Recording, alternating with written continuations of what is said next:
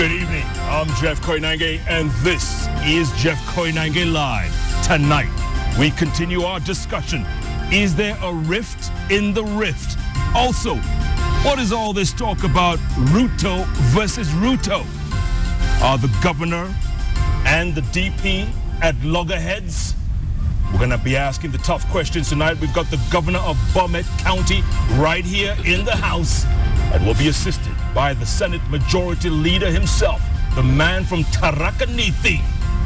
Coming up shortly, it is time to ask the hard questions. It is time for Jeff Koinange Live.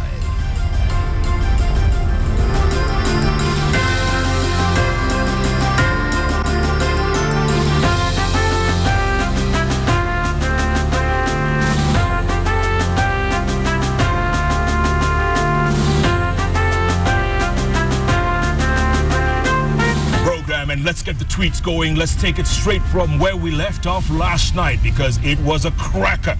A little noisy, a little pub affair. Let's hope today we get some sanity in the house. We're going to be talking issues, everything from devolution to trouble in the rift. My Twitter handle is @KoinangeJeff, the hashtag JKL. Let's get busy. To my far right, the governor himself from Bomet County, Isaac Ruto, who recently stood up or spoke out against Deputy President William Ruto. People are calling this Ruto versus Ruto. Right in the middle, Senate Majority Leader, the man from Tarakaniti, Senator Kithure Kindiki. Gentlemen, welcome to JKL. Thank you. Governor. Yes. Nashukuru sana. Asante. Goodness, there's a lot of trouble in that rift. A lot of people are saying there's a rift growing in the rift. You came out the other day speaking badly, if you will, against the deputy president. What is your problem with him? It wasn't a question about him. He went to Cheche and he said they are contemplating dissolving or suspending the county of Marsabit on grounds that, in my view, do not make sense. Because he was talking about insecurity. Insecurity in Marsabit is a serious issue. It's not a light matter. And Marsabit is under attack from marauding thugs from Ethiopia and other places. So you felt you had to speak up? Yes. And then all of a sudden, a whole group of MPs came out and they said you are disrespecting the deputy president. They are living in the past. I have to speak my mind and I have to correct that which is wrong. There is absolutely no reason to threaten the county of Marsabit or any other county for that matter. Devolution is here to stay and we are going to protect that. Senator, do you think the governor was disrespecting the deputy president? Jeff, I will answer that question as follows. First and foremost, my brother and my friend Isaac Ruto, the governor of Bomet, is one of our leaders as a governor of Bomet County, whom we have a lot of faith in as not only a governor but chair of the Council of Governors. However, I want to say two things. One, in terms of Rift Valley politics and the so-called standing up against the deputy president, the deputy president is the deputy president of the Republic of Kenya. So I don't see how that, I don't see, let me put it this way, that Isaac Ruto is a governor in Bomet. William Ruto is the deputy president of the Republic of Kenya. So do you think he disrespected him?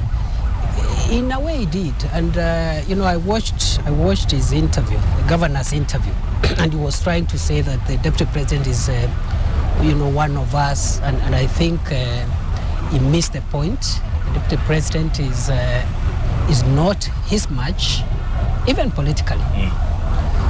But having said that, I also want to say this is a democratic country.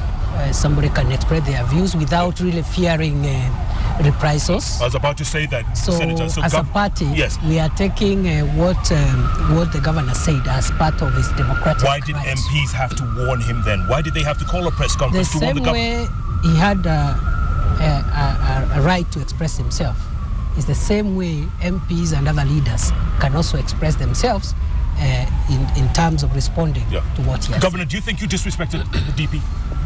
I don't know what that means. And also, I do not understand when you reduce a question I'm asking, which is a national question, into a Rift Valley issue. We were discussing Marsabit, which is a national matter. He is the Deputy President of the Republic of Kenya. He's supposed to assure security in Marsabit. He's supposed to assure security all over the country. If Marsabit is under attack by a foreign insurgents, it is his duty to protect Marsabit, but not to say the governor has failed by not protecting the people of Marsabit. And also, we have had instances where he has entertained delegations from Marsabit who are actually spreading, causing further divisions in that area. And therefore, I do not think that that is a matter that is between two individuals. It's not between me and him. Yes. It's an issue that the national government has to sort out. Have you spoken without threatening the counties? Have you and the Deputy President spoken since? No. You haven't called him? I have been too busy at the counties. I think you also had trouble getting me yesterday. I did, a lot of trouble. I didn't think you'd show up. I'm sure you must have been having trouble also getting me. And I didn't get the time. Maybe he can tweet you on the show. Yes, probably. That's better. Jeff, you see, the governor of Bomet has actually told us, he has reviewed this hullabaloo, and he has come out very clearly. But number one, he thinks he's so big and so important that he has no time. The just a minute. He just said he has been too busy. And for him, no, that's fine. We are all busy. Everybody is busy. Yes. But I think we are coming from an era where the positions we hold do not really matter. And I think the tragedy we are facing now is that instead of the chairman of governors implementing Article 6 of the Constitution, which says that the county governments and the national governments should consult and cooperate. Yes. He has replaced that. The consultation and cooperation has been replaced without a referendum to confrontation and competition. That's number one. Number two, no. Did you just also a minute. replace it Just a minute. That is just one point. Just one point. The same word with threats? Just one point. That's one point. The second point, Jeff, about Marsabit. Article 192 of the Constitution was not drafted by William Ruto. In fact, William Ruto was on the no during the referendum campaigns. The drafters of the Constitution put Article 192 there, and it says that the president may suspend a county government so long as, one, there is a commission of, first of all, the threshold is the suspension takes place when there is internal conflict or war. The question is whether there is internal conflict in Marsabit. But even if we assume there is internal conflict, which there is, one, there must be a commission of inquiry. Two, the president must concur with positive findings of that inquiry. And three, the Senate of the Republic of Kenya must approve the suspension. So this is not a whimsical thing. So this is the beginning of the procedure. This is not a whimsical thing. Sure. And as I've said, that article was not drafted by Uhuru Kenyatta or William Ruto. It was not drafted by the Senate. It was not drafted by the governors. It was put there if, for purposes of the threshold and the criteria set out there, circumstances warrant it. Governor, go. Yes. I would like to ask a few questions, Kindiki. Is it also true that a number of delegations have been coming from Marsabit to see the same deputy president without the governor of Marsabit? Is it also true they have been discussing those issues to the exclusion of the governor? And is it also true that Marsabit has actually been destabilized by insurgents from across the border? And is that the responsibility of the governor of Marsabit?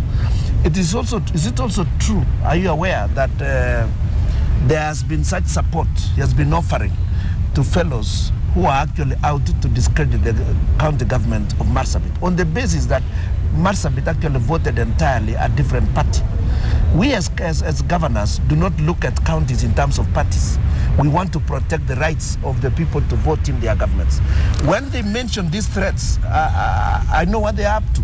because they actually want to start the procedure which Kindiki is just talking about right now. And when you had those MPs coming out wildly and trying to trivialize the matter as if it is a matter between me and the deputy president, that is actually trying to divert attention. And that clearly indicates that a number of leaders also don't seem to understand the matter that is being debated. They are making it appear as if it's a Rift Valley question. Marsabit is not in Rift Valley. And if I speak, whether I'm the chairman of the Council of Governors or an ordinary citizen, I think that everybody should take serious responsibilities for the functions assigned to them by the Constitution. For example, the national government has been given almost entirely the question of security. Now, why do you blame counties for matters that are squarely within your docket? And you don't just speak carelessly. If you are a deputy president, you don't speak out of turn. You think he's been speaking out of turn? I think that was out of turn. Because to casually speak like that on national television in the morning, it is affecting seriously the citizens. Jeff, Senator, answer the question. Jeff, answer the question about the delegations coming to see the DP. I'll answer all of them. I'll say as follows. One, I am not aware of any meetings or delegations that could be there. I don't work in the office of the Deputy President. But listening to my brother here, I think from a very objective and general perspective, I gather a number of things. Number one, the allegation is that the Deputy President is trying to destabilize the county government of Marsabit because they voted for another party. And I want to say that is unlikely because there are so many counties that voted for the opposition. In fact, much more than even the margins we saw in Marsabit. We had Homa Bay and Nyanza and all in the coast. We lost in almost all the counties the coast. So it doesn't add up. But there is an excuse here. No, just a minute. Just a minute. So number one, that is not true.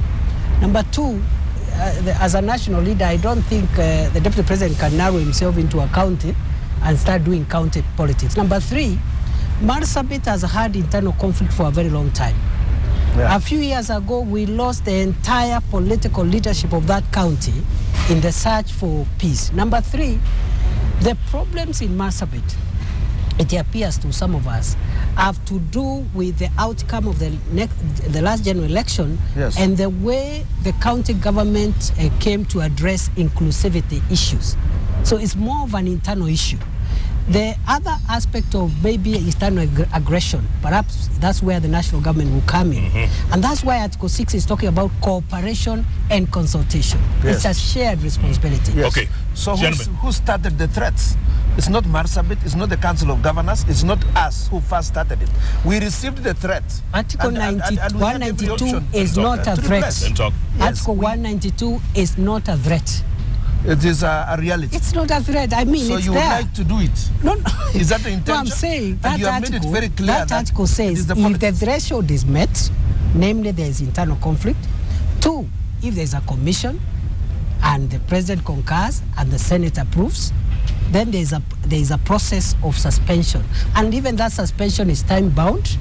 And the Senate can terminate that suspension at any time. Yeah, but so it's not the Deputy President. What the Senator is saying is purely academic.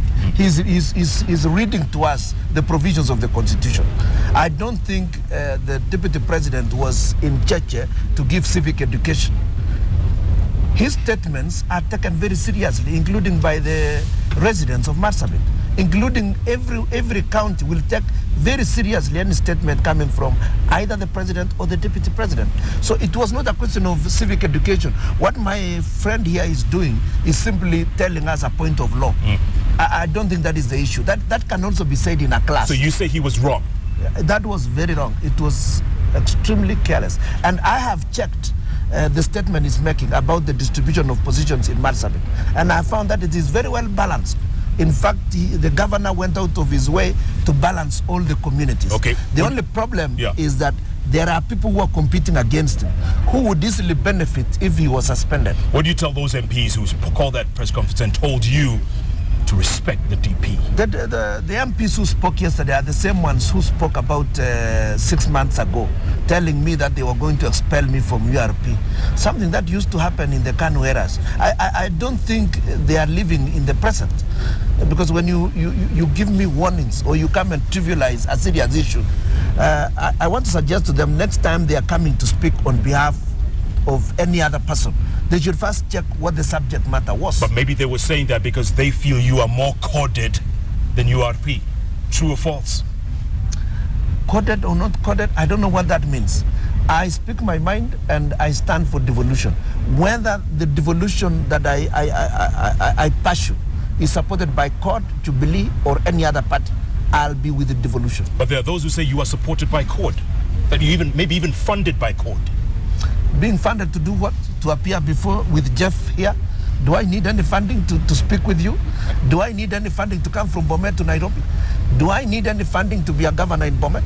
I opposed CORD, and I started that in 08. We differed over the settlement of Mau, yes, with the leadership of CORD. Right. And some of the people who were saying I was in CORD, I actually offloaded from the bus. You remember the bus? Mm-hmm. Where they were dancing all over the place? I actually asked them to alight and get into the URP ticket. And they did, and they won. Now they seem to be thinking that I'm now CORD and they themselves are not CORD. What about those who say you will stand on a CORD ticket in 17? There's that talk, Governor. 17 is close to 4 years from now. 3 years from now. Is that really an agenda? Right now, the agenda is implementing devolution. Okay. And right now, I want to serve the people of Bomet. Okay, let me put it this way, Governor. There's also talk that they want to replace one Ruto with another Ruto. They, meaning who? There's talk out there. Just that is pure propaganda. We can't stop anybody talking anything he wants. And I don't think that is really a matter for me to spend a minute or two over.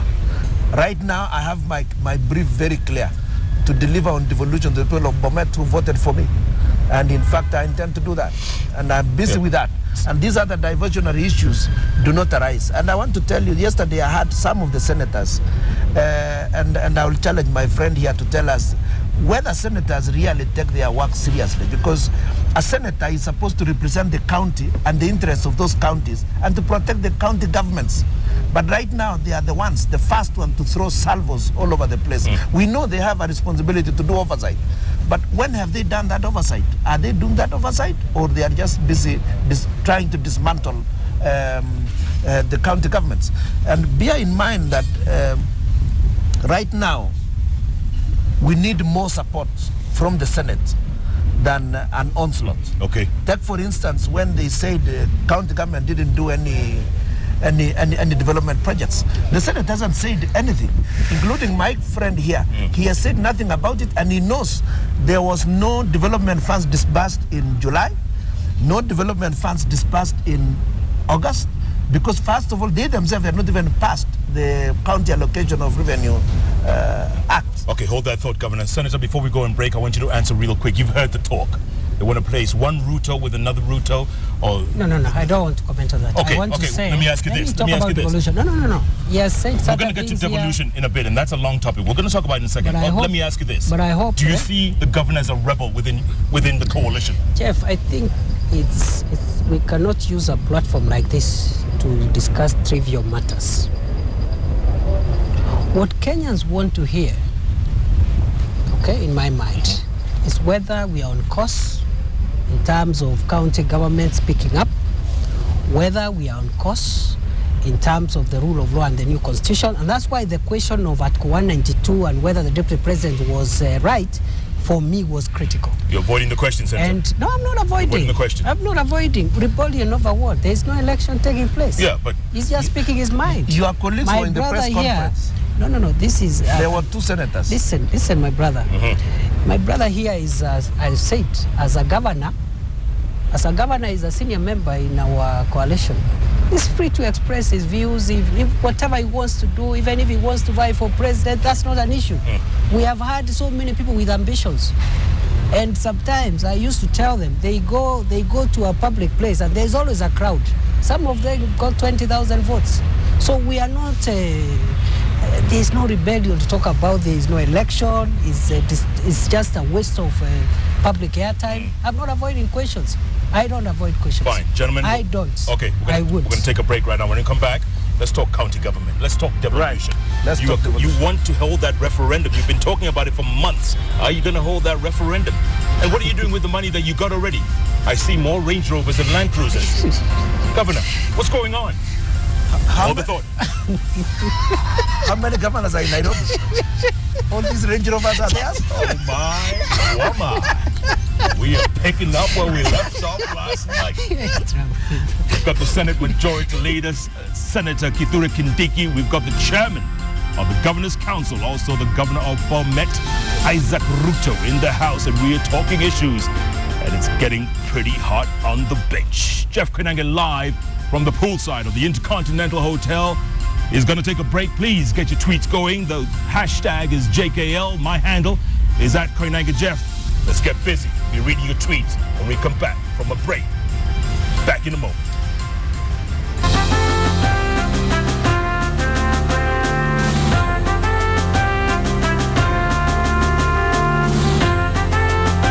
And welcome back to Jeff Koinange live from the poolside of the Intercontinental Hotel. It is smoking on the bench tonight. Somebody call Recce Squad. It is hot. In fact, your tweets are coming in thick and fast. On the bench today, we've got the Governor of Bomet County, is also the Chairman of the Governor's Council, Isaac Ruto. We've got Senate Majority Leader, the Senator from Tarakaniti, Kithure Kindiki. Now, Arap Buogo Demabior says, by my count, Isaac Ruto 2, Kithure Kindiki 0. Senator, stick to reality, not the high horse. Stan Lee is asking, Governor, what's your Twitter handle? I'll ask you that again in a moment. I'll read one more.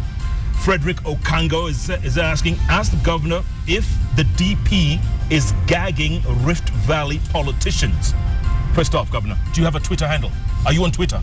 I would like us to deal with the issues that are more serious to me now. Then You're Twitter. asking me about... You're asking about the They Twitter want to handle. communicate, You Governor. have a Twitter handle. I want us to discuss the issues That's that you... tough. Fine. Okay. Is the DP gagging Rift Valley politicians? I think what is happening is that he's trying to create sycophants in the 21st century, a practice that used to happen in the 70s and the 80s. I would rather that we allow free debate, free discussion, open, no threats, no nothing. Let us proceed in a democratic manner as it is now. Mm-hmm. And if he's listening to you right now, which he probably is, what do you tell him? I would ask him to release the MPs to do exactly what they are supposed to be doing, to represent the people and to speak that which the people would like to hear, and not to represent narrow views to the people. Release the senators to do what they are supposed to do. Senators are supposed to represent the counties and the county governments, nothing else. Okay, Senator, let's switch gears real quick because devolution is very dear to Jeff, both of you. What you do, we can't switch gears like that because we came here for business. You have something to say, Two Senator? things. One, Go. on the issue of sycophancy, I think my friend here is entitled to his opinion and what he thinks other people are.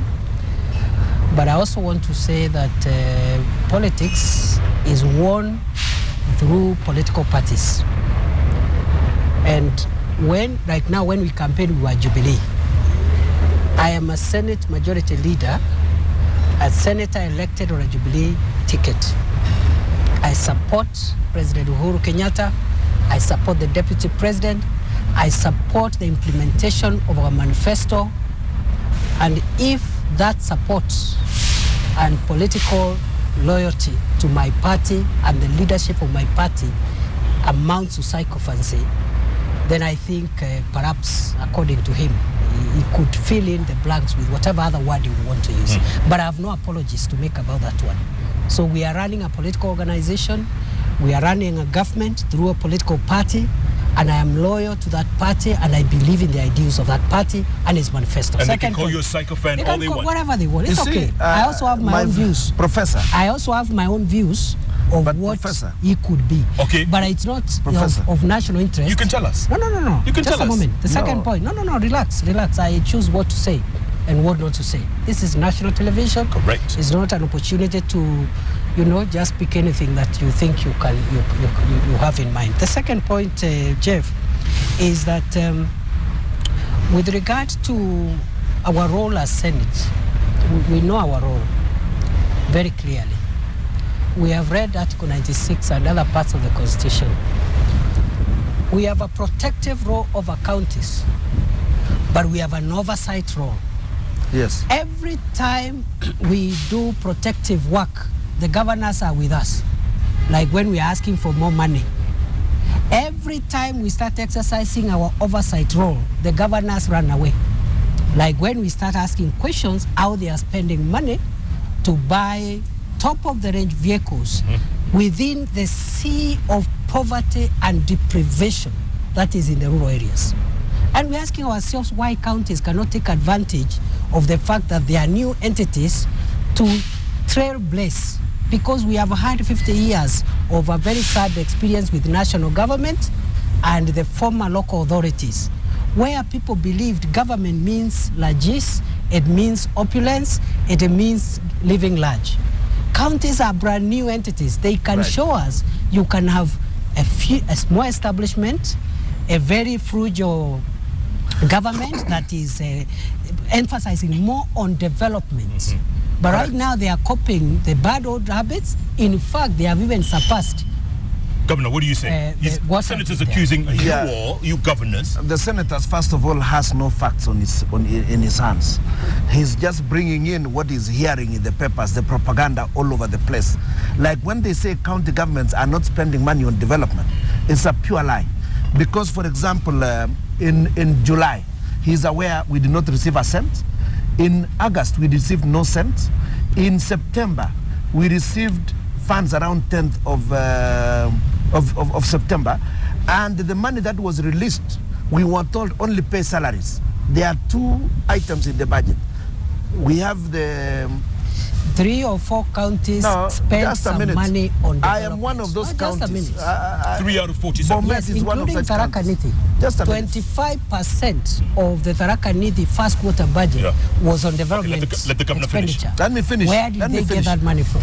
I did spend, and it was listed that Bomet is one of those 3 counties that actually spent on development. But we got that money from the receipts, which the collections, the revenues that we collected, which we sent to national government and to central bank, and we withdrew to do some little of development. Let me explain. Yes. But the bulk of the money, the only money released by central bank in September was for salaries of staff between July and September. By the way, they started releasing development funds sometimes in November. October, November. And you see, when you receive development funds, you don't just spend it, you don't go to the shop. You must do procurement, you must do procurement plans, you must come up on how to implement. You don't just go and start spending. So are you saying that the senator is lying about governors buying top-of-the-range vehicles? Yes, he's not aware of the real facts. And you see, I have been in parliament. You don't do oversight as an individual. You do through committees, and it must be through a report, which you must then interrogate. You've got to interrogate that report so that you get the real facts, so that you sift the propaganda from the hard facts. Jeff, the Senate has not yet done that. They have received no report which they are looking at. The problem we have had in this country is for oversized institutions to wait until the end of the financial year. Audit is done, public money is lost or embezzled, and then now you start doing a post-mortem of a dead patient. Our view as Senate is that we should take preemptive measures, and this is a firing shot. So can we? That's a warning shot. We have fired a warning shot. That governors are our best allies. Yes. We will protect them. We will stand with them. We will protect counties and county governments from external and internal threats.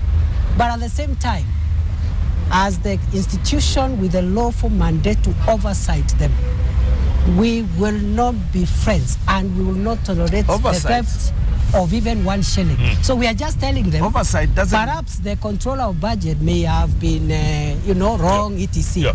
But we are telling them, should they depart from the principles of public finance What will you do? in the Constitution, in the Act. Yes, that's the we point. will come down heavily on them. Governor, what about that referendum you talked about several months ago? You said you were going to call for a referendum to get more allocation. And you were very vocal about it. You were outspoken. Yes, and indeed. Then the conversation suddenly died. You have got to look at what happened around that time. There was a huge threat to the general stability.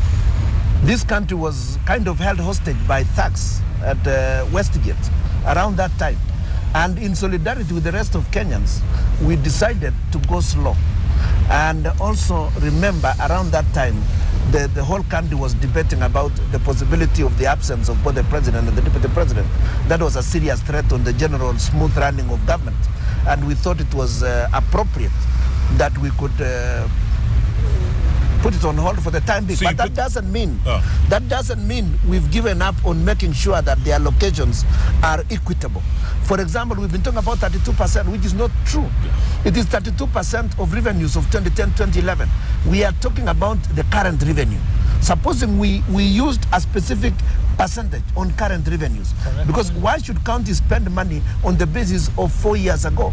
Why don't we spend money on the basis of the current budget, like everybody else? It was the deputy president himself who said allocations will be up to 32%.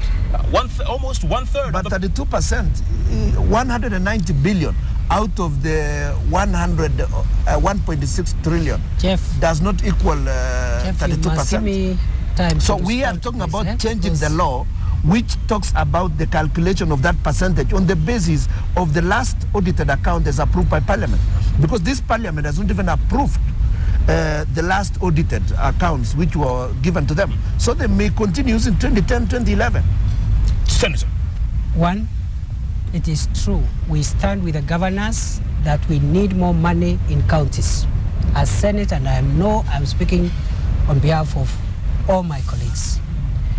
And we are going to fight very hard and push the national government to give more money to counties. What Isaac Ruto called one time Operation Pesa Mashinani. Yes. But at the same time, we are going, just a minute. With Kindiki. Just a minute. At the same time, we are also balancing that with Operation Maendeleo Mashinani. Yes. More money, but the overwhelming amount should go to development, yes, not to salaries and traveling, not to conferences, because if you look at Schedule 4, it is not a function of county governments to travel. It's a function to deliver health, to deliver education, it is. Finally, on referendum, he has given why he went slow on the referendum. Yeah. As senators, and I was, as myself, Kipchumba Murkomen, and a few people actually who brought the referendum thing. The governors were very happy. They joined us. We called them to Boma Hotel, and they said, you are the greatest people on earth as Senate. But I want to say this, among other things, for us as Senate, we are extremely strategic. We believe that eventually Kenya requires a referendum to correct certain anomalies that will help devolution work.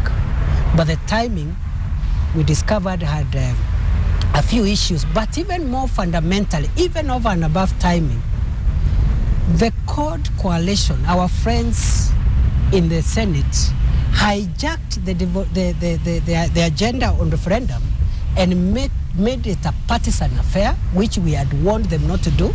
Their party leader went to Homa Bay and said, over and above issues of devolution, we are changing the structure of government. And Senator James Orengo, my colleague, said that in fact, Jubilee Coalition should prepare CORD to take over. And the referendum got hijacked by political opportunists with the support of Isaac Ruto and others who are not loyal to the party that put them into office. Governor, he's just and accused they think you. everything, He's just accused you of supporting CORD. Precisely. So they hijacked it, and we said, wait a minute. Let's hear the governor. Wait a minute. Yes. We said, if CORD, you think you can hijack this national exercise to do politics, we also in Jubilee are politicians, and we have a political party. Governor, what do you have to say? What do you have to say? No, let me finish. Let him finish. Let him respond. Let me finish, Jeff.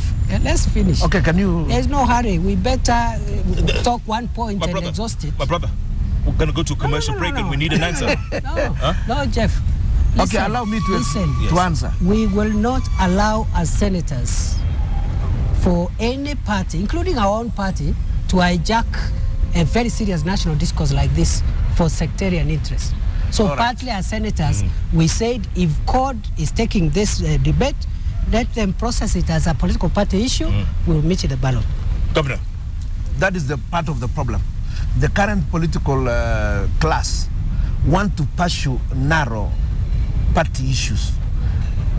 I expected the Senate to look at the issue purely on its own merits.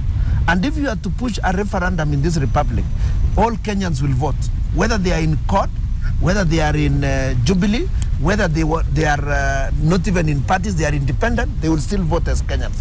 And there was nothing like anybody hijacking it. If anybody supports it, let them support. That is my view.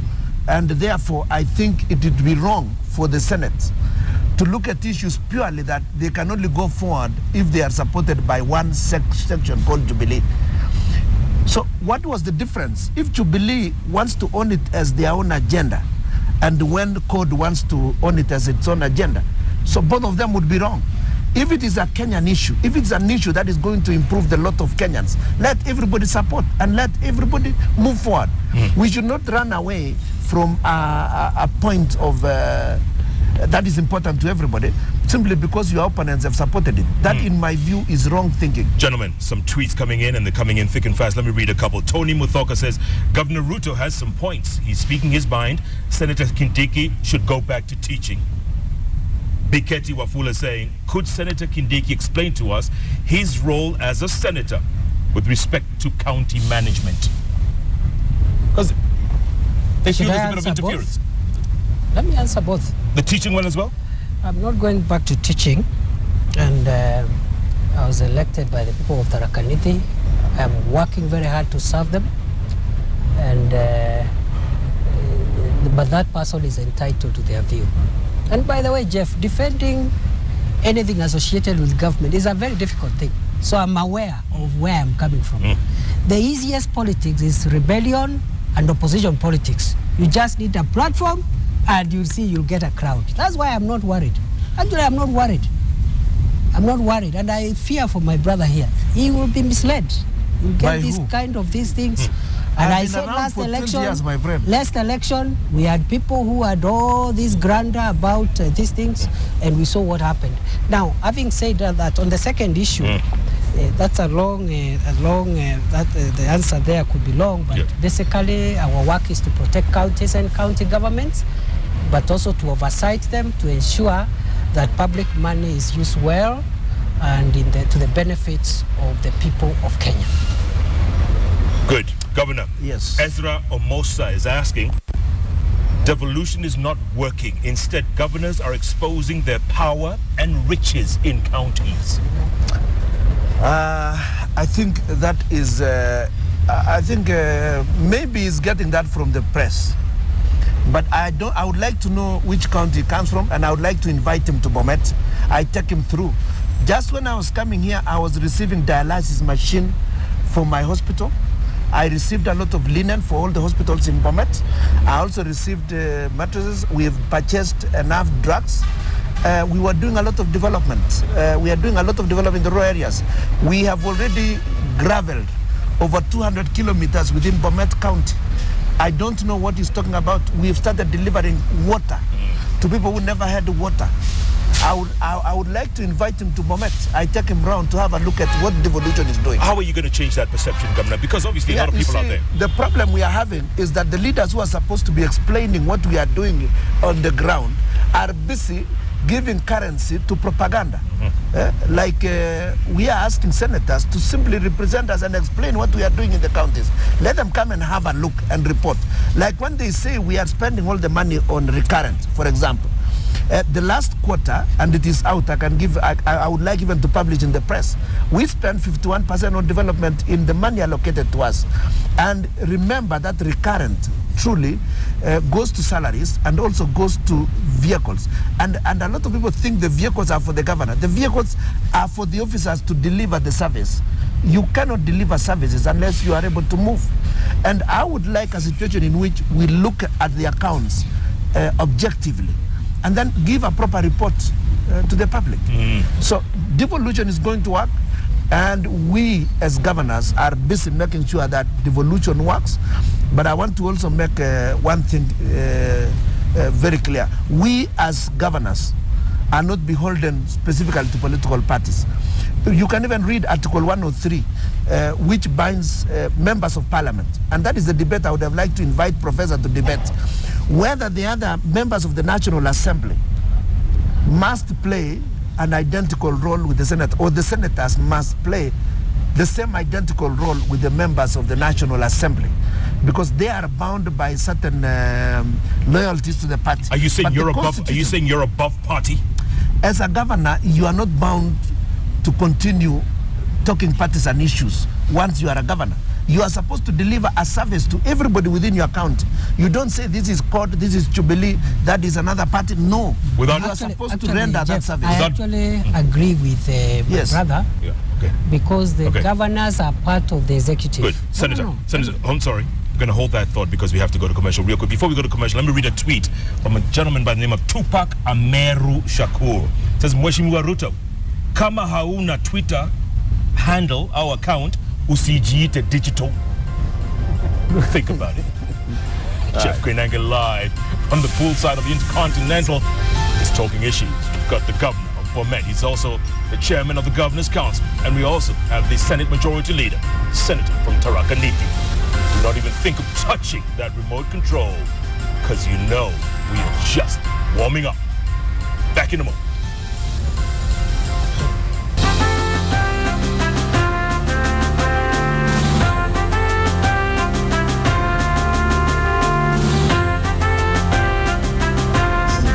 Welcome back to Jeff Koinange live from the poolside of the Intercontinental Hotel. I love it when folks come on the show and we debate issues, no matter what side of the political divide they are on.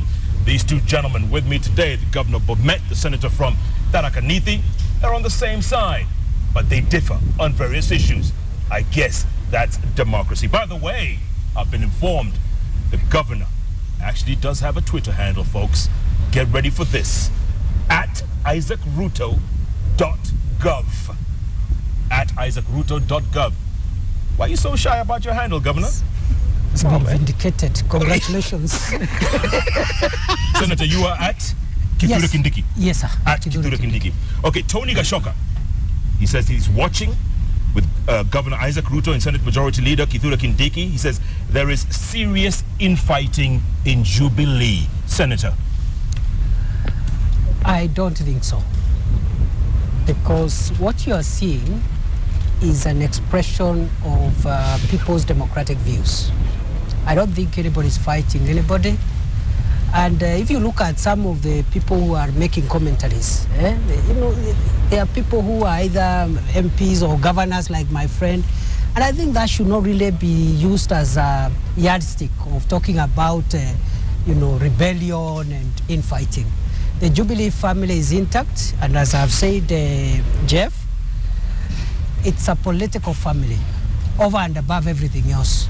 So we share political destiny together. Okay. If the Jubilee government performs, all our people, politicians associated with Jubilee, senators, governors, MPs, the president himself, will be cushioned from being thrown out of the ballot box. Governor, your if thoughts? it doesn't, we'll Let's ask the governor. So that's why we want to serious infighting. No, I want to agree with Kindiki. We are simply engaging in very robust debate, and I think when we debate very openly and clearly, it will produce very, very well refined ideas, and it will also put us on check and bring those who want to go aside. They will bring them back on the right path. So I think debate is healthy, and we should encourage that debate. Indeed. Yes. Speaking of healthy debate, Charles Kihoro, he says, tell the governor to stop lying. County governments are squandering money. We are on the ground. We see it. For instance, I would like evidence other than the sensational press reports. Like I was telling my friend here, in Parliament, we never used to use press reports as evidence.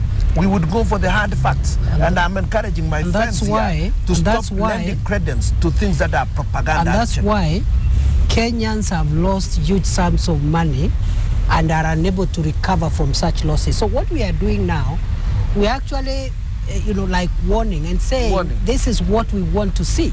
But it's propaganda. And it's helping. It's actually helping. It's working. Some of the governors are calling us. They are talking to us.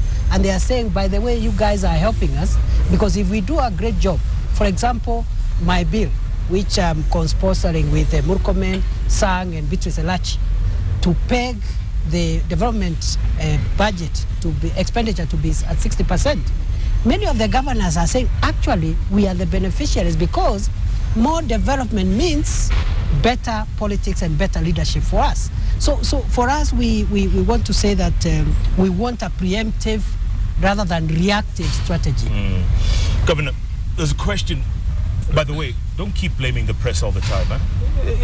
I know we are an easy target. I must apologize. Thank you, my brother. Yes. You're a gentleman. Yes. I appreciate that. Yes, and I withdraw.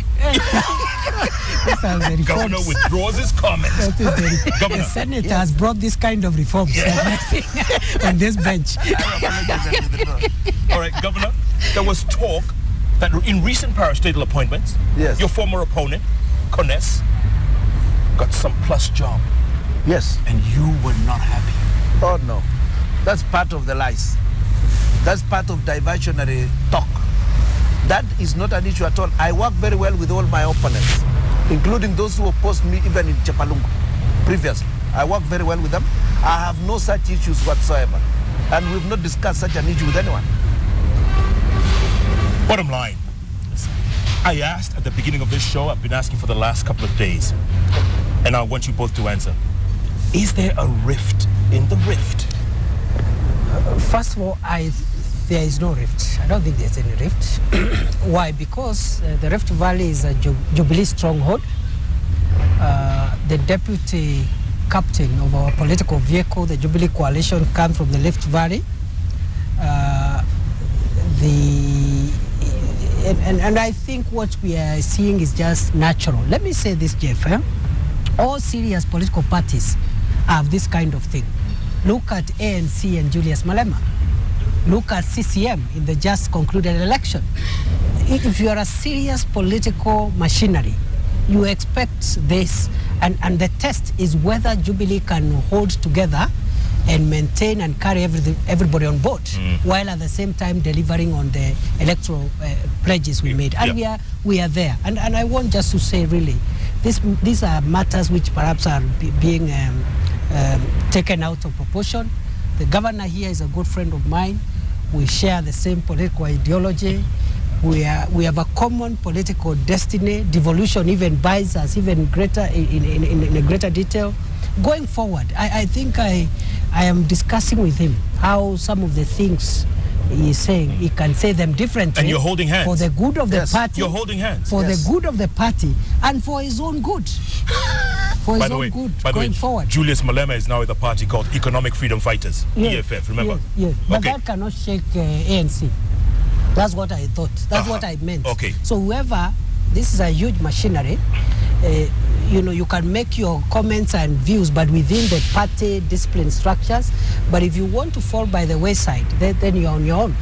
Governor, rift in the rift. I have no idea.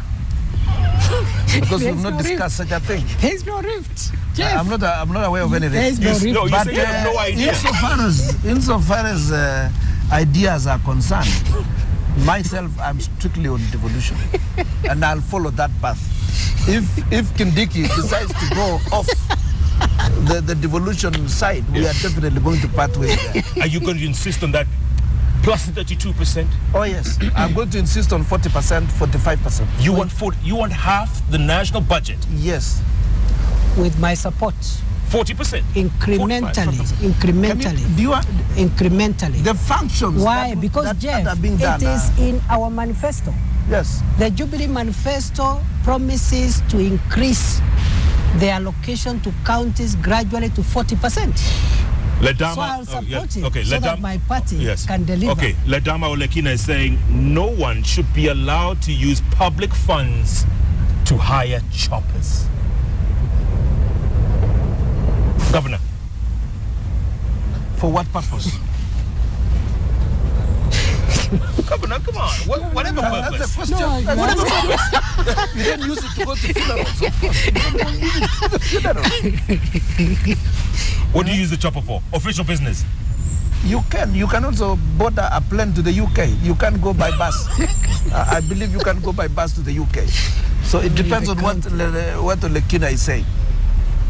I know Lekina, and maybe I'll call him to explain. Well, I think my brother maybe needs a chopper because he operates in Bomet, and through a chopper, he uses a chopper within Bomet. And if that can help the people of Bomet get better services, that is okay. Secondly, if only that chopper he finances from his pocket or from his salary, not from the budget of Bomet County. Yeah. That one is in order. Governor, I'll support it. there's a phone call. Well, hold on, Governor. There's a phone call that came directly to the studios from the Deputy President's people. Okay? They're saying the Deputy Government has never met the Governor The Deputy President. without the leaders of the county. He's never met what? The Governor without the leaders of the county, and he's never met the county government without the Governor present. That's not true. That is not true. Like you're calling him a liar, Governor. Why doesn't the governor of Marsabit, governor of Marsabit, Jeff, They also why call don't MCS. you call him to clear this To matter? clarify this. Because I But you're think saying we it's a are lie. being taken You're saying it's a lie. for a ride here because, my brother, the governor of the county of Marsabit is the executive, and he can speak for himself. Yeah? So let's not export things here for no reason. But this is a phone call that just came and said... And also, this idea of the governor of Bomet and the deputy president, it's neither here nor there. These are two different officers. They are serving in different capacities. If you are talking about a senator and another senator, a governor and another governor, then you can have discourse around there. All right. Since you seem so loyal to this government and you are part of it, both of you, but you... And I have no apologies, by the way. Yes. For the avoidance of doubt, I want to advise him that he should be more loyal to Tharaka Nithi than he is to the national government, because he belongs to the other government. The only way he doesn't really I belong to can the national help government. Tharaka Nithi is, one, ensuring that through my vantage position in Jubilee, I can be able to help. Because you see, 15% goes to counties, 85% remains with national government. And unlike the county money, there isn't really clear formulas on how the 85% Okay, your government. is handled. Recent parastatal appointments. Yes. Come on. What about Come on. Yes, what about appointing people like Abdu Badida and then rescinding that appointment. Is he not a Kenyan? Rescinding an appointment means that the president believes in the rule of law. Oh. So that if, for example, something is done and there is evidence that it should not have been done, there is nothing embarrassing in the head of state being humble enough to say I made a mistake. But Senator. And correct it. But Senator, didn't they know this before? And there are people around him who are supposed to dot the I's and cross the T's. I'm sure the president didn't know, because he would have not really appointed somebody if he knew that he would be compelled to. Same thing happened with Motu, though. Yes, and so number one, let me answer the question. Number one, it shows that the president believes in the rule of law. You said that. Two, unlike my brother here, he's a servant. He's a humble person. He doesn't see any shame in a presidential decision being reversed. Unlike my brother here, who thinks he's such an important man. Which one am I refused the and revision? too busy. Yeah. I've just apologized. Very difficult. I've just apologized. Number three, He just apologized to the host. After I brought him on this side of servant leadership and humility. So now you're taking full credit. Thirdly, like Tharaka Nithi within the election, you're taking full credit. Finally, we of course want to request those who are supporting the head of state, and I let's be serious.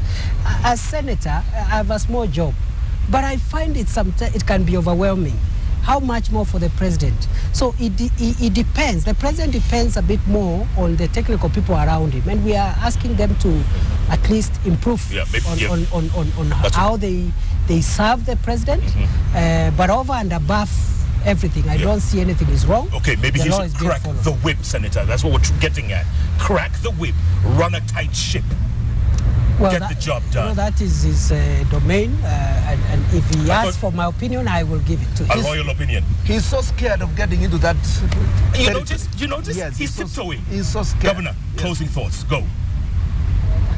I want to say that I would like to request Kenyans to support the devolution.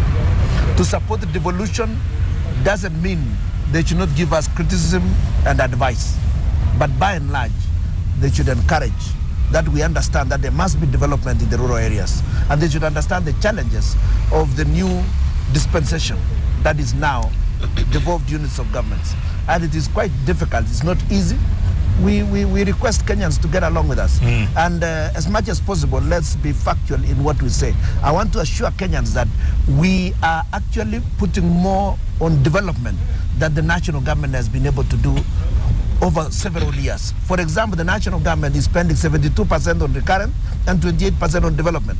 Most counties, including Bomet, are spending over 50% on development and around 40% on 40-something percent on recurrent. And bear in mind, we've got a huge, a very huge P undertaking to pay, because we've taken on board former county council staff. We are taking on board all the national government staff who have been in the districts, and that means we still have to pay them their salaries. Absolutely. And we cannot say we are going to stop paying them salaries. And I urge them to watch what they are doing. Yeah. They may legislate, and then we say, fine, we are not going to pay salaries. We have been stopped by the Senate. Okay. Now, what will happen to the staff? Senator, 1 minute. Closing thoughts. I want to commend my friend and assure him and his team, fellow governors, and the people of Kenya that we as senators will faithfully and in the national interest come out very strongly. Number one, to protect devolution from external and internal threats. But number two, to oversight resources that are allocated to counties so that we can have those resources being used to improve the lives of our people. Secondly and finally, I want to say that I personally, and I think this is something that has been asked of me, not only by you but by other people, I believe the only way we can have development is for parties to compete on basis of ideology. Okay. And for that reason, I want to say, as much as I do my role as a senator, I belong to the Jubilee Coalition. I believe in our manifesto. I will defend it, and I will only criticize using the party machinery. Senator, the problem with you is you speak too slowly. Thank you. God bless you. Senate Majority Leader Kithure Kindiki from Tharaka Nithi getting all the credit here. He's taking the credit. And also the chairman of the Governor's Council, also governor from Bomet County, Isaac Ruto. Gentlemen, thanks so much for coming on the show. Let's keep the tweets going, folks. The conversation is all about talking. The governor and the senator have agreed it's good to debate issues. That's the way to form a solid democracy. Chef Koinange live every Wednesday, Thursday, 7:45 p.m. next week. New week, new guests, new topic. Keep it right here on Kenya's television network, KTN.